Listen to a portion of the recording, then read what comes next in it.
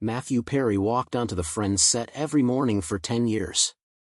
Millions of fans laughed at every sarcastic quip and awkward moment of Chandler Bing. But behind the laughs, there was a secret no one saw. Every single day, Matthew was high. Season 3 was the darkest chapter. He was taking up to 55 pills a day, weighing only 128 pounds. One morning, his teeth literally fell out while eating toast. Yet somehow, he never missed a single day of filming. The cast had no idea what he was going through until Jennifer Aniston pulled him aside backstage. 5 words changed everything: "We can smell the alcohol." That moment forced Matthew to confront the nightmare he'd been living in silence. Born August 19, 1969, in Williamstown, Massachusetts, Matthew's early life was far from ordinary. His father, John Bennett Perry, was a working actor, while his mother, Suzanne Morrison, was a rising star in Canadian politics. By the time Matthew was born, Suzanne was juggling her duties as a press secretary for Prime Minister Pierre Trudeau while managing the chaos of cabinet meetings and media attention. But the marriage didn't last. Matthew's parents split when he was just 1 year old. The early breakup marked the beginning of a life defined by distance, pressure, and the desperate need to be seen. By age 5, Matthew was already flying alone between Canada and Los Angeles, living as an unaccompanied minor, not just on planes, but in life. When Matthew's mother remarried in 1981 to journalist Keith Morrison, the family dynamic shifted dramatically. New siblings arrived: Caitlin in 1981, Emily in 1985, Will in 1987, and Meline in 1989. His father also remarried, having a daughter, Maria, in 1986. In less than a decade, Matthew went from being an only child to having 5 half-siblings across 2 households. Matthew loved his siblings but always felt invisible, trapped in a hole he couldn't fill. At age 10, that internal tension surfaced in destructive ways. He began stealing money from his mother to buy cigarettes. At Rockcliffe Park Public School in Ottawa, his grades fell and his temper escalated. He started fighting classmates and isolating himself. One incident would later make headlines for its strange twist. Matthew and a friend beat up a boy named Justin Trudeau, who would go on to become Canada's Prime Minister. The fight wasn't political, it was pure jealousy. Justin was athletic, talented, and Matthew hated that. When asked about it years later, Matthew joked he couldn't fight someone with an actual army. Through all the chaos, Matthew discovered tennis, a sport that gave him structure and a sense of control. Starting at age 4, he devoted himself to the court. By 13, he was ranked number 2 in Ottawa and reportedly reached number 17 in junior singles and number 3 in doubles nationally. He trained obsessively, practicing up to 10 hours a day. But a crushing loss in Los Angeles shattered his dream. His family's disappointed faces told him everything. Tennis, the one thing that made him feel capable, was gone. That heartbreak pushed him toward a new path: acting. At 15, Matthew moved to Los Angeles to live full-time with his father, known for his work in Old Spice commercials. Enrolling at Buckley School in Sherman Oaks, he found theater. Praise came quickly. Patty Duke herself complimented him, and a director staged The Elephant Man just for him. But Matthew dropped out to take a role alongside River Phoenix in A Night in the Life of Jimmy Rayron at age 18. He joined LA Connection, an improv group, where his sarcastic timing and wit made him stand out. But offstage, the young actor was already battling alcohol. His first drink came at 14, Budweiser and Baby Duck wine. By 18, he was drinking daily, not for fun, but to silence the pain inside. Substances escalated: vodka, Vicodin, Xanax, OxyContin. Acting and addiction merged into one chaotic escape. He had minor roles in Charles in Charge, Silver Spoons, and The Tracy Ullman Show. Then came his first starring role in Second Chance, later rebranded Boys Will Be Boys, which lasted just 1 season. He felt isolated, like the unaccompanied minor of his youth. Matthew's struggles intensified. He continued drinking, started stealing, and isolated himself. In 1988, he landed a role in Just the 10 of Us, a spin-off of Growing Pains. His character, Moose, was loud and cocky, but Matthew added depth, drawing from his own pain. Casting directors noticed. In Who's the Boss, he improvised lines about broken families, pulling directly from his life. By 1989, he played Sandy on Growing Pains, a powerful role in which his character dies tragically. Though fictional, the story resonated with Matthew, who was already struggling with alcohol addiction. The following year on Beverly Hills 90210, he had his first major panic attack, an early sign of the anxiety that would haunt him for life. By 1993, Matthew starred in Home Free, a show about a reporter living at home. It was canceled after only 5 episodes. At 23, he was floundering. His manager warned him he had no money, and his only role was in a failed sci-fi pilot. Then came a script for a show called Friends Like Us. Reading just a few lines, Matthew felt a shift. "This is you, man," he later said.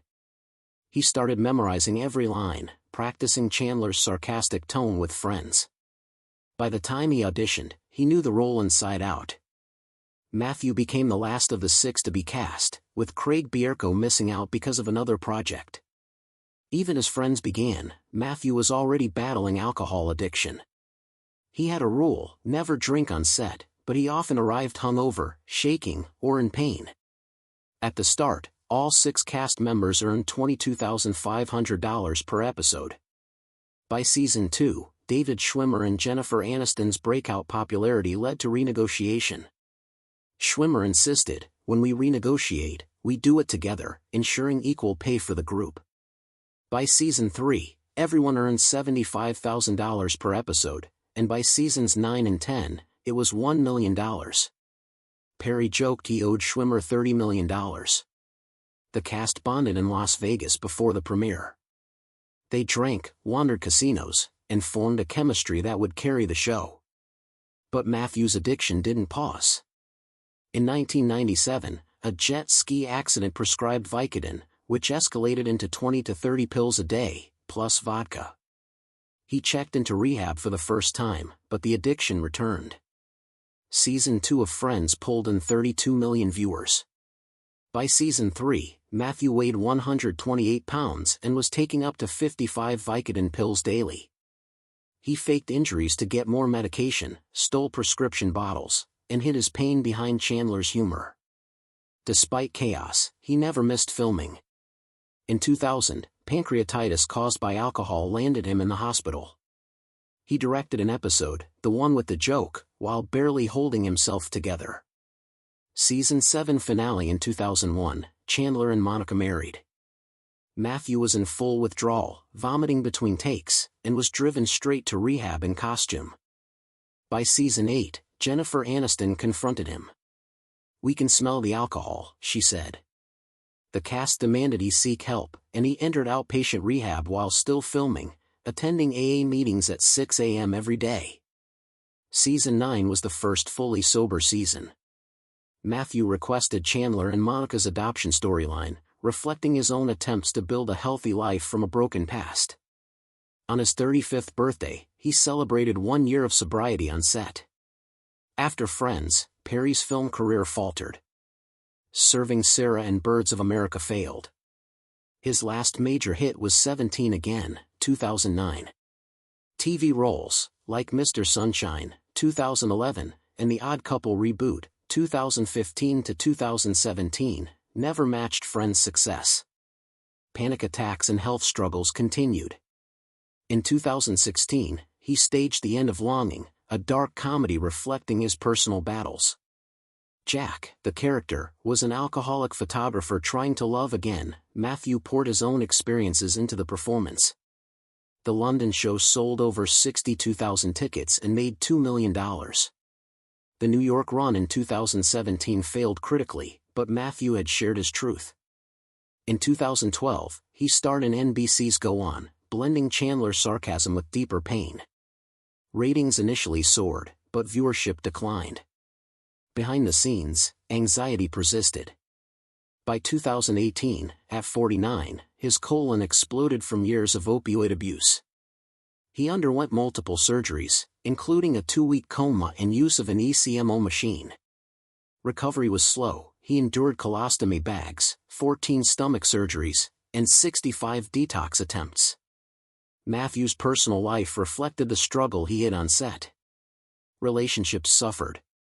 He dated Julia Roberts briefly in 1996, ending the romance out of fear of failure. Engagement to Molly Hurwitz in 2020 ended in 2021. He admitted he proposed while high on hydrocodone. He turned to pickleball, playing 5 times a week to maintain sobriety. He gave back quietly, funding small recovery programs. On October 28, 2023, Matthew played a 2-hour pickleball match and later was found dead in his hot tub. Autopsy revealed ketamine and drowning. Investigations revealed illegal administration of ketamine by unlicensed personnel and doctors. 5 people were charged, some face life sentences. Matthew Perry's memoir, Friends, Lovers, and the Big Terrible Thing, released in 2022, sold 2.5 million copies posthumously. He expressed a desire to be remembered not just for friends, but for saving lives through recovery advocacy. The Matthew Perry Foundation was established to continue his mission. Matthew Perry's story is one of immense talent, devastating addiction, and incredible resilience. Chandler Bing may have been hilarious, but behind the laughter was a man fighting every day to survive, and sometimes, just to stay alive. After surviving countless health crises and addiction battles, Matthew Perry dedicated his later years to helping others struggling with substance abuse. He quietly funded rehab programs, supported sober living homes, and mentored recovering addicts. The Matthew Perry Foundation became his legacy project, aiming to turn personal tragedy into hope for others. Despite his fame, he rarely spoke publicly about his charity work. He once said, "I don't want applause for surviving. I want someone else to survive because of what I did." Friends cast members often praised him quietly, acknowledging that even at his lowest, he remained generous, caring, and deeply empathetic. He used his own memoir as a blueprint for the foundation, encouraging honesty about addiction, the shame surrounding it, and the long road to recovery. Many addicts he helped said his story gave them the courage to seek help before it was too late. Despite his success, Matthew often reflected on the loneliness that fame brought. In interviews, he admitted that millions of people knew Chandler Bing. Almost nobody knew Matthew Perry. The disconnect between the public persona and private struggles weighed heavily on him. He confided that Friends, the show that made him wealthy and adored, also isolated him emotionally. He could perform every day, perfecting Chandler's sarcasm, while hiding a body ravaged by pills, anxiety, and depression. He often joked on set, but behind the camera, he felt invisible and terrified. These reflections became the backbone of his stage play, The End of Longing, and his memoir. He wanted people to understand that success doesn't shield you from pain, and that even those who make the world laugh can be suffering profoundly. Alongside addiction, Matthew battled chronic mental health challenges. Panic attacks, anxiety, depression, and feelings of inadequacy were lifelong companions. He admitted he often felt like a floating ghost on set, performing flawlessly while his mind screamed in panic. Therapy became a cornerstone of his recovery later in life. He attended hundreds of sessions, sometimes multiple times a week, and experimented with treatments ranging from ketamine therapy to traditional counseling. While some treatments were life-saving, others led to near-death experiences, like the high-dose ketamine episode preceding his death. Through it all, Matthew remained candid about the stigma of mental health in Hollywood, often stating that his openness was a form of rebellion against an industry that glorifies perfection and hides vulnerability. The final years of Matthew Perry's life were marked by intense health challenges. Surgeries, hospitalizations, and physical pain became a daily reality. He survived 14 stomach surgeries, colostomy failures, and multiple near-death experiences. Each time, he fought to recover, but the mental toll compounded. His relationships were impacted. Engagements, friendships, and even casual connections carried the weight of his medical and addiction history. Still, he tried to maintain a semblance of normalcy, playing pickleball, attending sober events, mentoring, and traveling. He confided that these years were a mix of gratitude and fear, grateful for survival, fearful that the next day could be the last. His humor never left him, though, even in pain, he found ways to lighten the room with sarcastic quips reminiscent of Chandler Bing. On October 28, 2023, Matthew Perry passed away in his hot tub.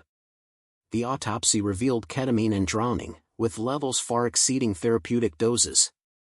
Investigations uncovered a web of negligence, unlicensed personnel, complicit doctors, and illicit ketamine suppliers. 5 individuals faced charges. Text messages revealed a chilling focus on profit over care. Some pleaded guilty, one faces life in prison, another faces 120 years. The shocking details of his death reminded the public that even the most careful recovery efforts can be sabotaged by those around you.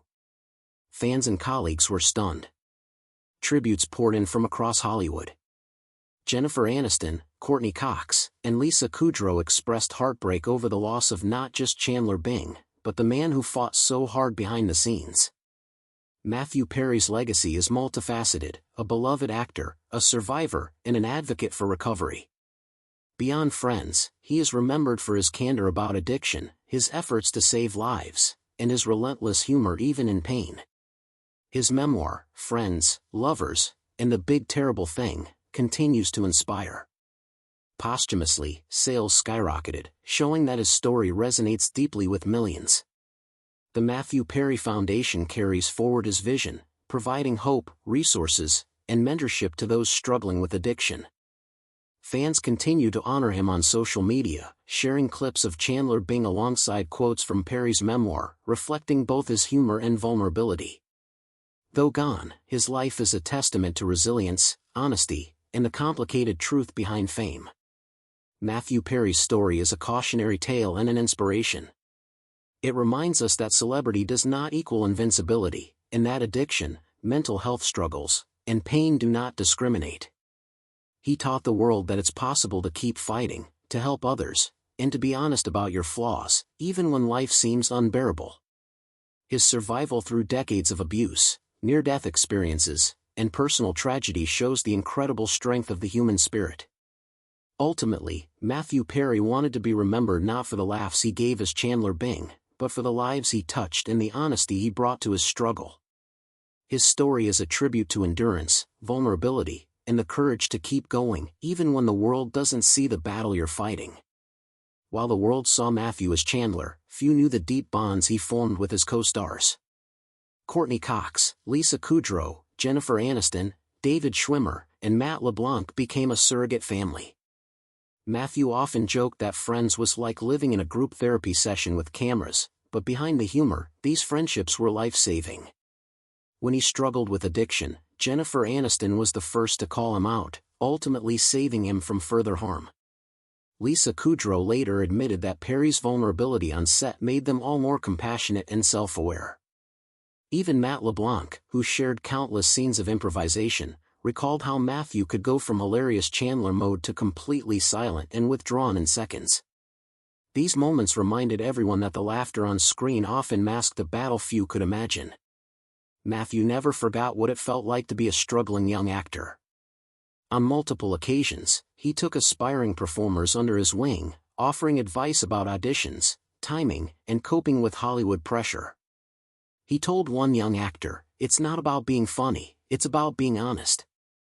The audience can feel when you're hurting, even if it's hidden."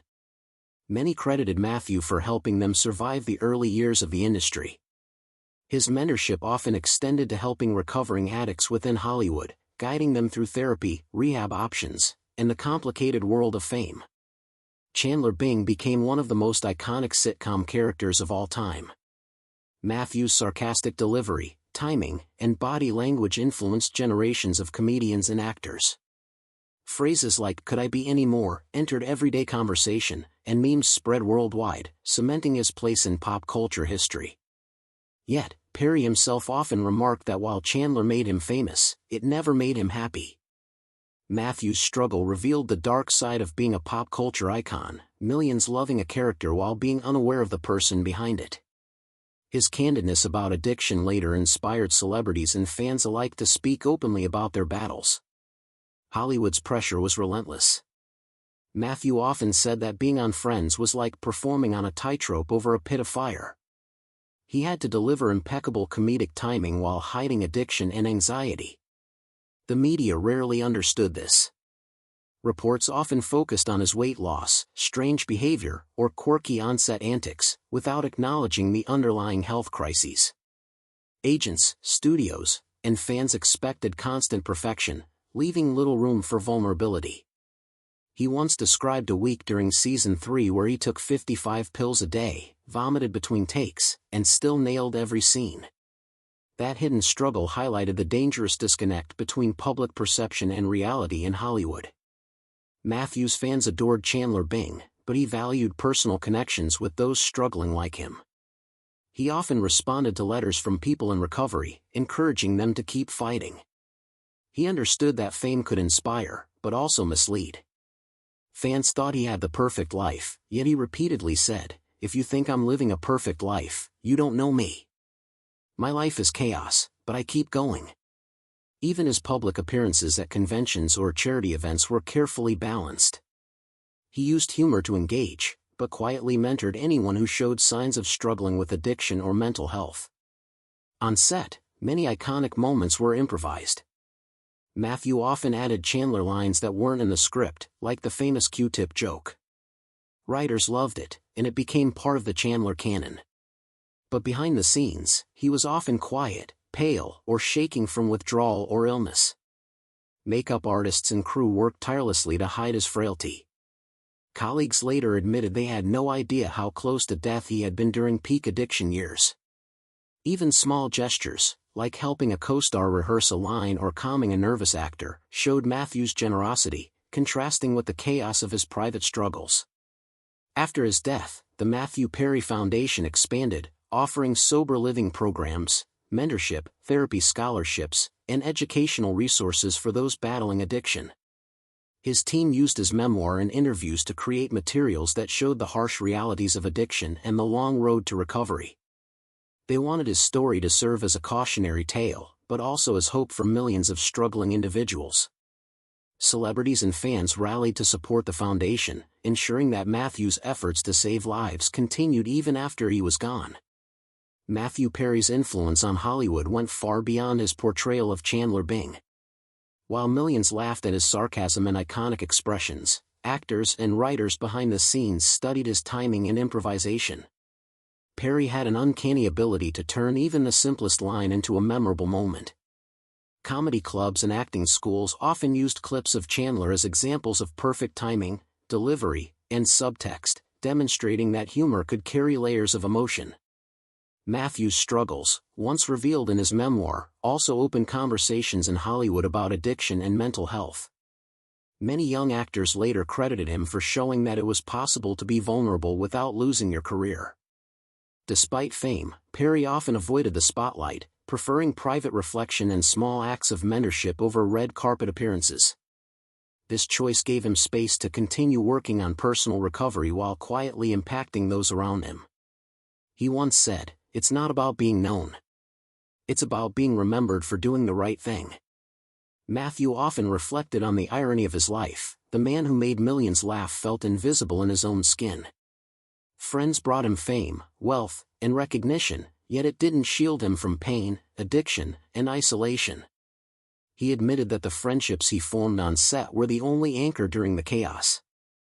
Jennifer Aniston, Courtney Cox, Lisa Kudrow, Matt LeBlanc, and David Schwimmer became more than co-stars. They were a family who held him accountable, laughed with him, and at times, saved his life.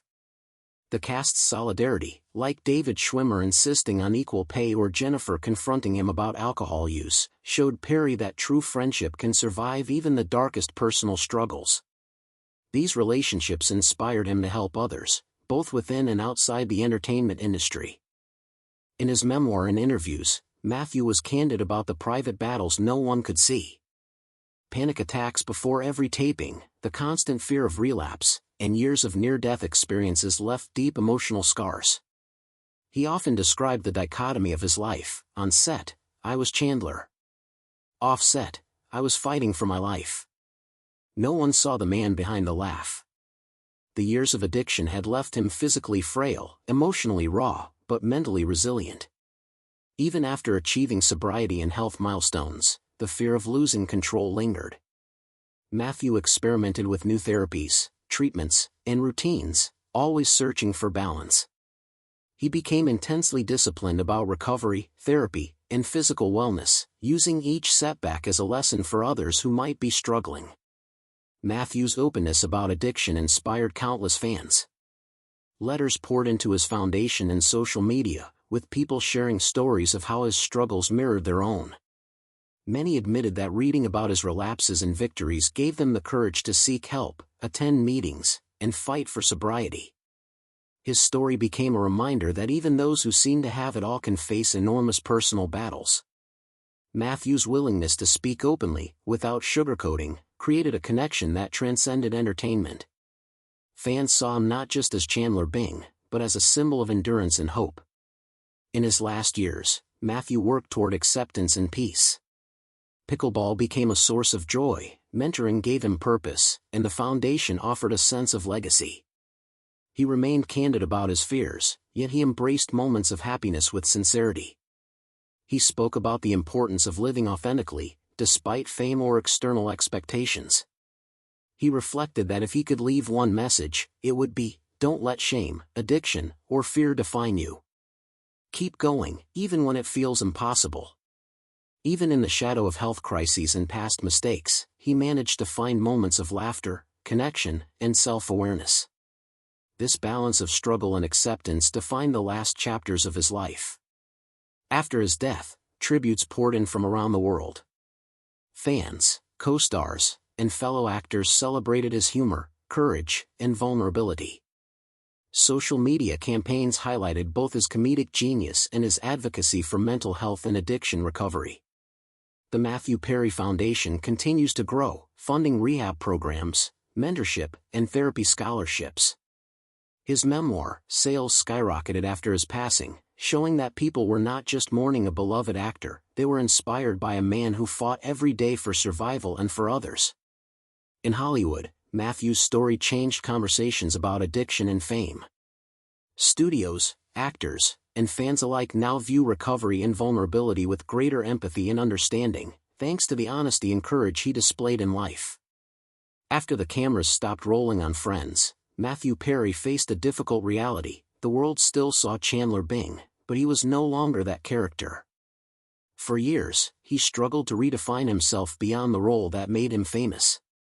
He took acting jobs selectively, seeking roles that allowed him to explore more serious or challenging material, but Hollywood often typecast him as the sarcastic, neurotic sidekick. This period became one of deep personal reflection. He admitted in interviews that he felt like he was constantly running from his past, from the years of addiction, pain, and near-death experiences. Yet, these struggles also gave him a sharper sense of purpose. He sought projects that mattered, focusing not on fame but on truthful storytelling and meaningful work. Matthew also embraced hobbies and passions he had long neglected. Pickleball, for instance, became more than a game, it was a grounding ritual. He spent hours practicing, enjoying the simplicity of the sport, and forming connections with fellow players who shared his commitment to recovery.